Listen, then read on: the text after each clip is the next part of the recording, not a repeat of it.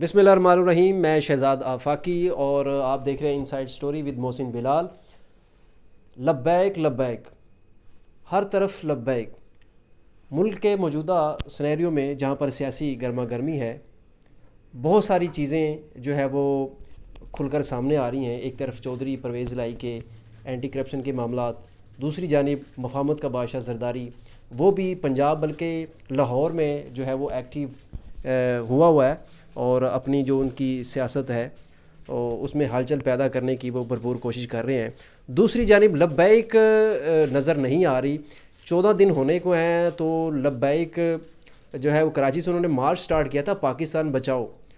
تو ملتان ابھی ریسنٹ پہنچے ہیں. تو اس ساری چیزوں کے اوپر ہمارے ساتھ میاں محسن بلال صاحب موجود ہیں. ہم ان سے لبیک کی موجودہ صورتحال کے بارے میں پوچھیں گے کہ وہ کس نظر سے لبیک کے مارچ کو دیکھتے ہیں اور کیا ان کے مقاصد ہیں اور کیا کرنے جا رہی لبیک. السلام علیکم محسن بھائی. وعلیکم السلام. میں تھوڑا سا مسکرا اس لیے رہا ہوں آفاقی صاحب آپ کے انٹرو سے کہ لبیک نظر کیوں نہیں آ رہی. تو پہلی بات یہ ہے لبیک نظر آ رہی ہے. اچھا. یعنی کافی زیادہ سوشل میڈیا پر بھی پہلے دن اور دوسرے دن جب کراچی سے وہ شروع ہوئے تو میڈیا پر مین سٹریم میڈیا پر بھی وہ نظر آئی. بیسیکلی لبیک نے جو ہماری اطلاعات ہیں آپ نے دیکھ لیا کہ اپنا شیڈول چینج کیا. لبیک نے 10 روزہ پلان رکھا تھا کہ کراچی سے شروع ہوں گے اور 10 روز کے اندر اندر یعنی 2 جون یا 3 جون کو وہ اسلام آباد پہنچیں گے. وہاں پر پڑاؤ کریں گے، جو ان کے مطالبات ہوں گے وہ حکومت کے سامنے رکھیں گے. لیکن انہیں آئی تھنک 10 روز سے اوپر ہو گئے ہیں اور ابھی وہ پنجاب میں یعنی ملتان میں پہنچے ہیں. تو لاہور آتے ہوئے بھی انہیں 2-3 دن لگ جائیں گے. تو میرے خیال میں اب یہ ان کا 3 ہفتوں پر مشتمل ہو جائے گا آئی تھنک لانگ مارچ. ابھی نیا روٹ بھی لبیک کے دوستوں نے ہمارے ساتھ شیئر کیا ہے.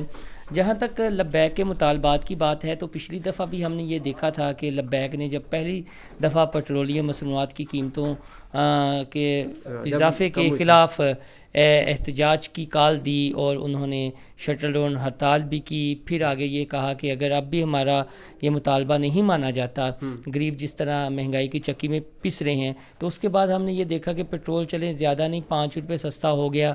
پھر اس وقت پی ٹی آئی کے دوست کافی زیادہ سوشل میڈیا پر ایکٹیو تھے، کافی انہوں نے مذاق اڑانے کی کوشش کی. لیکن اب یہ ہے، اب آپ دیکھ رہے ہیں کہ ایک دفعہ 10 روپے کم ہوا آئی تھنک اور پھر 8 روپے پیٹرول کم ہو گیا.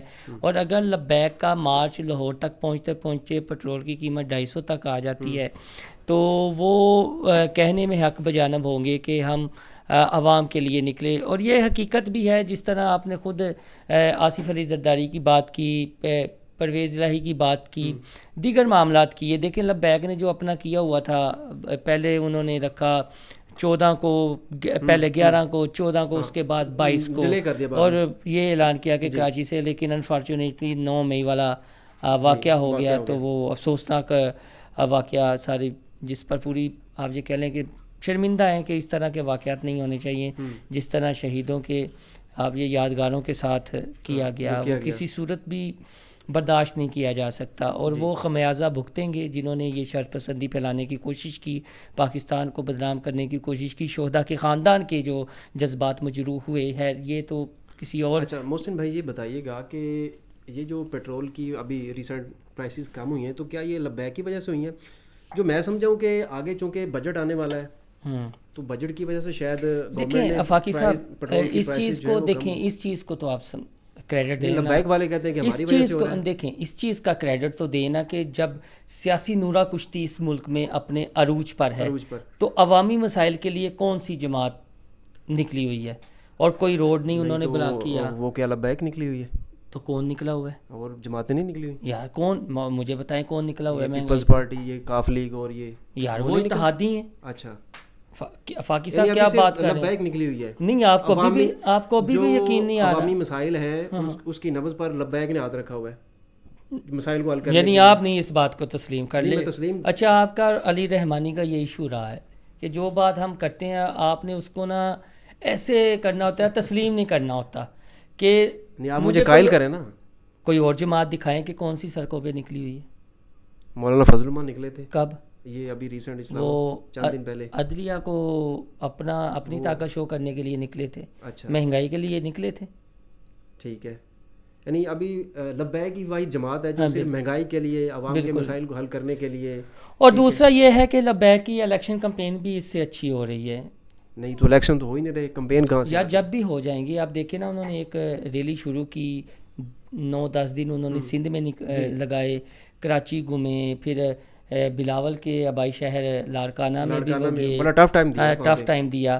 ٹھیک ہے، میڈیا پہ کوریج نہ ہونا ایک الگ میٹر ہے، لیکن پاکستانی عوام تو دیکھ رہے ہیں نا. اب سوشل میڈیا کا دور ہے، جس طرح ان کی سوشل میڈیا ٹیم کو بھی سراہنا چاہیے کہ جس طرح وہ پل پل کی خبر دے رہے ہیں.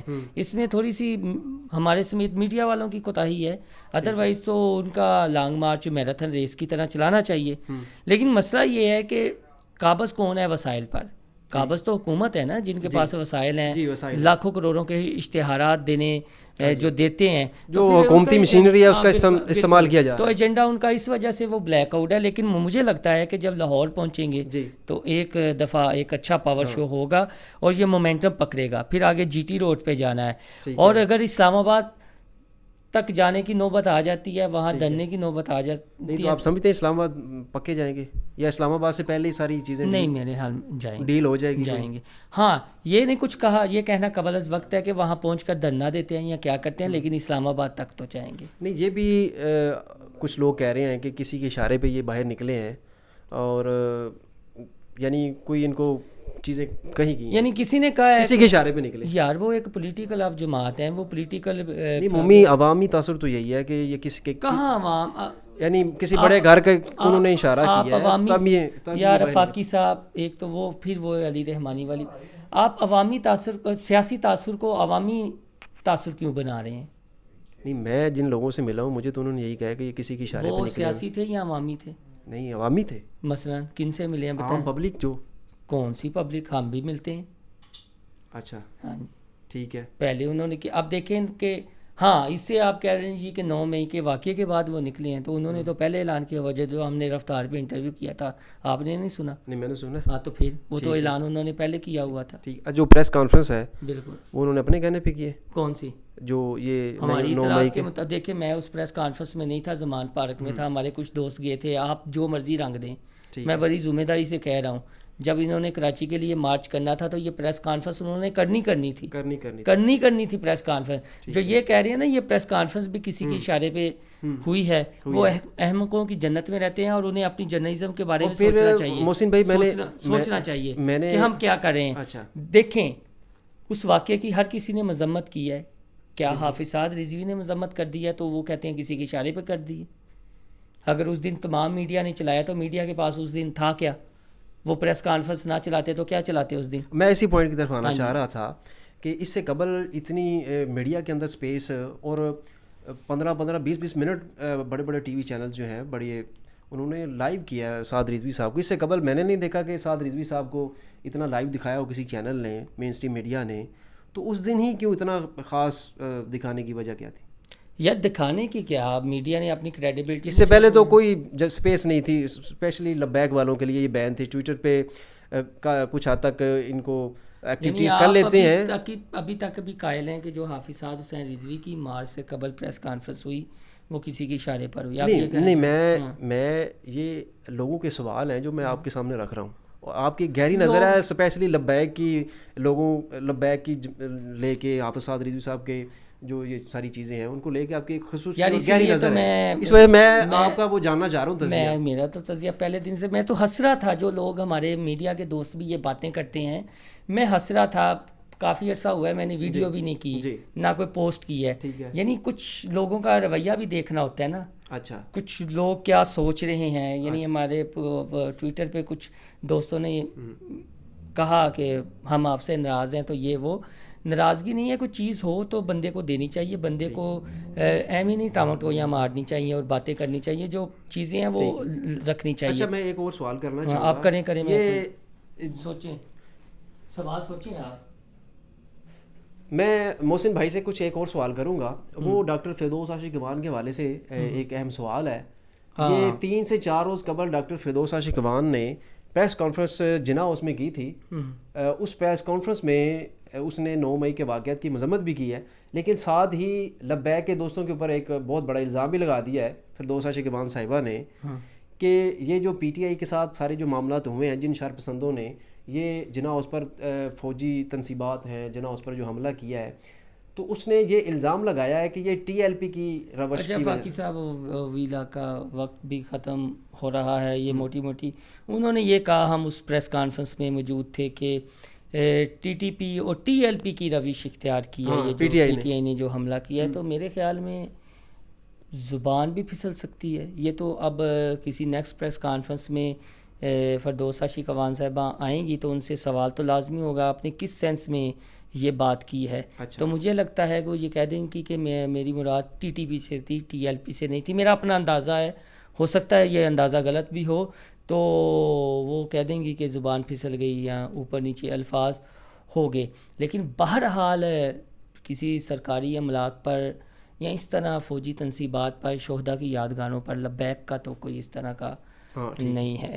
تو وہ تو بھرپور مذمت بھی ہونی چاہیے چیزوں کی.